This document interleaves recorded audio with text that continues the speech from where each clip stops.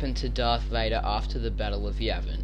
Now this is something really cool I found a few years back while I was reading my copy of the Star Wars Ultimate Visual Dictionary, which is a book I really recommend to any Star Wars fan. It shows what happened to Vader in the 2003 comic Star Wars Empire issue 14. The comic takes place right after the events of A New Hope, when Darth Vader's TIE Interceptor is spinning around. Vader is enraged after his loss as he sets course to the nearest Imperial outpost on the planet Val. He smashes through an asteroid field and crash lands on the sandy planet, and we all know how much Vader hates sand. He walks across the long desert grasslands as he hears the rustling of the long grass and is quickly surrounded by hyenas. Hyenas are one of the native species to Val. He ignites his lightsaber and begins to brutally massacre the dangerous animals. He slices one in half, decapitates another, slices a few more in half, and stabs the other one through the head with his lightsaber.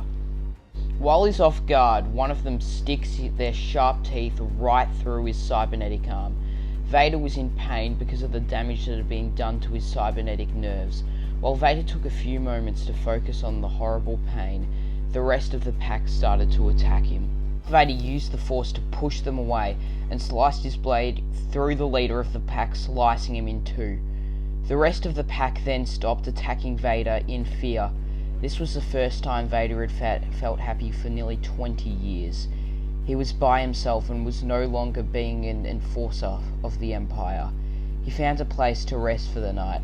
Then the hyenas came back with the corpse of the dead pack leader.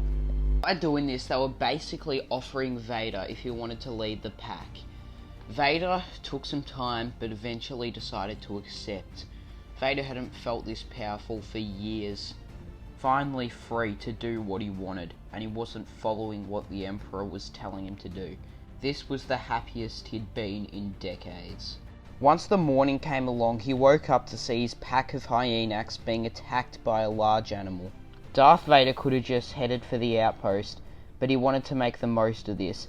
For once he wasn't taking orders from the Empire, and he was the leader of a pack, so being the loyal pack leader that he was, he joined the fight and killed the large beast in rage. Vader had never felt so alive. For once he wasn't taking orders from the Empire.